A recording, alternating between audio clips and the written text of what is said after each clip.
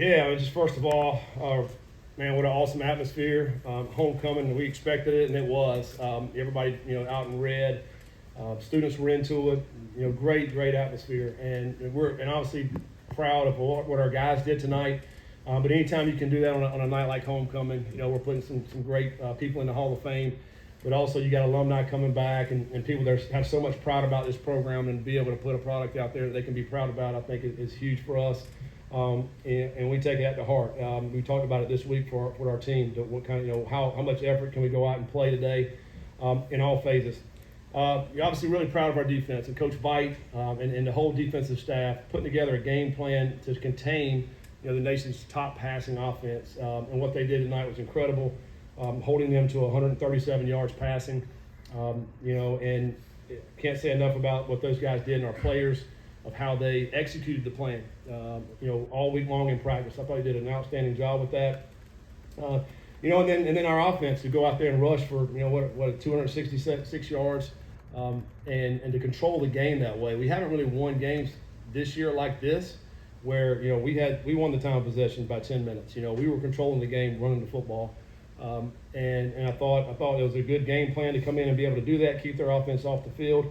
And then again, I thought our special teams were outstanding. We forced a fumble, we get the ball back, we knocked down 2 field goals, and Max had to punt one time, but it was 44 yards with no return. So I mean, it was a great execution in the teams as well. So it was just a complete team win, and that's how we like it. Even in your best vision of how this game was going to play out, was it holding them to 137 yards passing? No, I mean, I obviously didn't think about a number of yards we'd hold them to, but I think the big thing for us was, we felt like they may hit a few plays here and there, but let's keep them out of the end zone. And I think, early in the game, I thought we did a great job with that. Right there at the end of the first half, they go get a touchdown, and then they get another one right at the end of the beginning of the third quarter, and they started grabbing some momentum. And they cut it with 7 points. And I thought our team did a great job at that point of starting to make plays. We get the ball back. We go, and the offense goes and scores. We get the fumble, we score again. I just thought we responded in a great way at the end of that game to grab that momentum back when it could have went either way. A lot of quarterbacks get pumped this time of year.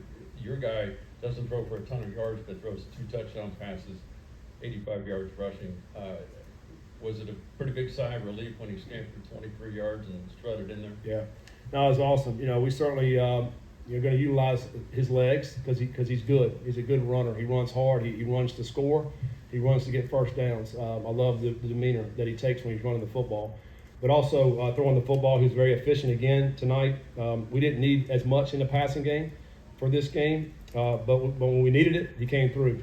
Incredible play there at the end on the touchdown pass. I mean, I had a great view right there. I mean, that was one of those low arm angle throws that ends up getting in there.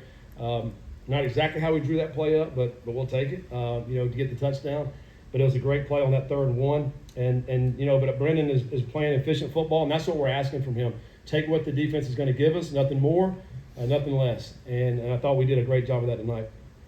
You've kind of been criticized by fans about sometimes being too conservative in the second half, but it's 2 straight weeks where the turnover turns directly into points, and then the score just gets wider and wider. Does that kind of make you realize the level you guys can go up to when you start having those turnovers and turning those into points? Yeah, I mean, I think we have a very efficient offense, and I think we talked about this early in the season, how you get in the second half, you're not going to take as many chances in the second half. If you're going to try to win the football game, and if you're playing good defense and good special teams, the ball's going to bounce your way some. The last couple of weeks it has. We blew both of those games open in the fourth quarter. By playing this way, and obviously we expect our guys to go out and make plays, and they were able to do that. But I'll take 41 points if that's a little conservative in the second half. I'll take it. What does it say about your team or this defense? You mentioned about how they started making the big plays when they needed to take away momentum. What does that say about this team or this defense? Yeah, I mean, I think they play with great poise. I don't think they get rattled if they give up a play or a first down, and shoot. I mean, they hit a couple 4th downs on us. I mean, again, 6 opportunities to defend a 4th down. I mean, I know we're the most in the Big 12 at defending 4th downs. I mean, I know that. But again, tonight, we had to defend 6 more. But I don't think they panic. I think they continue to play the next play. And when you do that, then you're going to make more plays than not. And so, and also when teams get down the red zone, they don't panic. I mean, when they get down there, they continue to make their plays. They're going to run through the football, and it's never over until it is. And I think I love that spirit about them. And we'll continue to get better to try to get off the field on these 3rd and 4th downs. But I think at the same time, you got to play with that same great poise that we've been playing with. Do you think that Brendan Sorsby deserves to be in the Heisman conversation at this point in the year? I think that he just needs to continue to take care of his business, which is taking what the defense gives us, and at the end of the season, when we get to it, they're going to look and they're going to find, all right, who's the best teams, number one, because the Heisman always goes to the best teams, and then who's playing the best on that team. So if we're continuing to do the things that we're doing right now, then his name will be mentioned. So, but we don't worry about it now. There's a month left of football, so we got to continue to do the things that have gotten us to this point so far. You mentioned the rushing yards. Was that by design to shorten the game and keep Baylor's offense off the field, or was that just game script, game flow, having success and sticking with it? Well, I think going into it, just at a offensive versus their defensive approach, we felt like we can run the football, and we felt we needed to run the football. And by doing that, a byproduct of that is to be able to keep them off the field. But I think the main mindset was let's be physical on offense and let's just try to run it right at them. I think that was the main thing, but just the byproduct of it was the fact that we were able to occupy the ball and keep them off the field. Coach, obviously, we talked the offensive game. Let's talk about the defensive end. Trago Callard had his best game of the season. Obviously, this season, he's playing with a little bit more of a purpose after some stuff he dealt with this offseason. Talk us through the growth of him and what you've been able to see from him over the recent weeks. Yeah, I mean, number one, he's just a great human being. I love being around Trey. He's always a positive attitude. Even though he's dealt with some things that you mentioned, and he's dealt with some personal things that have been tough on him, but he still comes to the building there with a great attitude and ready to work. He's a leader. He's a quiet leader. I think he's really grown over the last 2 years as well, because he's not the biggest guy out there, particularly playing safety. And I thought this last year, he's not very big, and we're asking him to come fill that alley right there and tackle these big backs we got to tackle in this conference. But he never shies away. I mean, he always flying down in there trying to make a play. But more importantly, I just love how he carries himself. He's a very, very great individual. I don't know if you were aware of this, but you had scored on every red zone trip this season. I know. I found out about it a while ago. And then you take a knee. Should you have kicked a field goal there? No. We have scored in the red zone every time we wanted to score. And it's still 100%. We didn't want to score that time. That's how we should put that, Jack. We'll write it in the notes like that. Russ and Scott. Scott, I believe this is your first single season 7-game win streak as a head coach. Had a few 6-game win streaks, but your first single season 7-game win streak. Does that mean anything to you? What stands out about that number? No, I mean, it just means our team's playing good. That's what it means. You did some fact checking on that, huh? So, no, that's not something I think about. I mean, I think about how we can be good each and every day, the day that we're in. That's what I think about. And, and what our guys have been able to accomplish is a byproduct of that. They really bought into that and really, going out every single day and done the best they can that particular day. And then it's showing up on game day. And I think that's what we're seeing. And we got a lot of respect for this conference. We have a lot of respect for the teams that we're playing in this league. I think it's some great coaches and some great players, and it's hard to win football games. And so for what we've accomplished this far, I think it says a lot about our guys. What kind of peace of mind does Stephen Rusnak give you? He's pretty calm, man, and very confident. We see it in practice every day, and even in practice, like when he doesn't knock one down, the next one you know for certain it's going in. That's just the way he is. He's got a lot of confidence in his ability, and all our team does too. So we all believe in him. And when he trots out there, we expect him to make it. And he does too. And most of them all of them are going in right now. So hopefully we keep that going. Scott, looking at the schedule going into November, Utah next week, do you guys sense that while the schedule may be getting very difficult, what you're playing for is exactly what you wanted to set out to play for coming into the season? Do you guys feel that way going into November?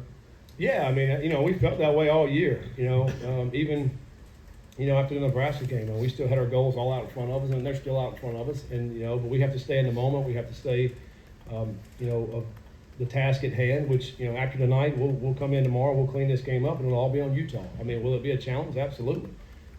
You know, they're an outstanding football team. To go on the road, we got to fly all the way across the country to play these guys. So, yeah, it'll be a challenge. But man, it's what we're signed up for, and we're excited about it. We're excited about this opportunity to be playing, you know, here at the end of October, early November for playing for a conference championship. Saw him in prior come off the field and head to the locker room late in the game. Any update on his status? No, we'll have more obviously when we get in here and get some things on that. But it's some kind of lower leg injury. But we'll see what that looks like probably by Monday.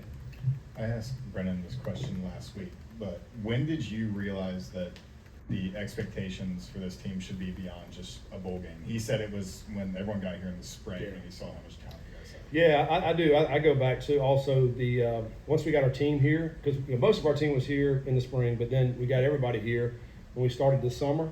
You could feel it. I mean, there was a sense in the building. Everybody's holding everybody accountable. We didn't hardly have many at all mishaps, guys late or whatever, which, you're going to have some of those on a team of 100 and some guys. It's a tight team. It's a team that care about each other. Our guys don't really care about stats. I think obviously, if I'm not making a tackle or if I'm not getting a catch or a carry, I mean, obviously you're upset because you want to get that, but ultimately our guys care about winning. When you have a team full of guys in a locker room that care about winning, then you're going to win more than you're not. A great example is this is Max. I said, man, Max, did you do anything tonight? He's like, I had one punt, coach. I had one punt. And I was like, he said, but look at that score. Like he said, look at the score. He's like, so you don't care. And so that's the kind of guys we have in that locker room. And as long as we continue to have that attitude, we'll have a good football team. Did you try to do an Australian accent there? Yeah, and I think it went a little bit more English. Southern Australia. British. My wife makes me watch these dumb British shows sometimes, so I probably went that route. Scott, final question. What does a win, a homecoming win, when you have former NFL guys, Oh, yeah. draft picks, all sorts of guys that played here, some on good teams, some on bad teams, you come through with a Big 12 win? Yeah, I said it earlier. I think anytime you can come away with a huge win on homecoming, it makes everybody proud. Everybody's going away. They're going to their homecoming parties now. They celebrate. They get to talk about our team.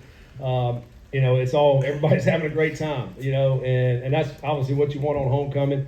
So we'll do the same thing. We'll go celebrate this win, watch a little college football this evening, and then put this one to bed tomorrow and get on to Utah. There's no good British TV on? I hope not. No, not tonight. It's football tonight, baby. Thank you, Coach. Thank you, guys.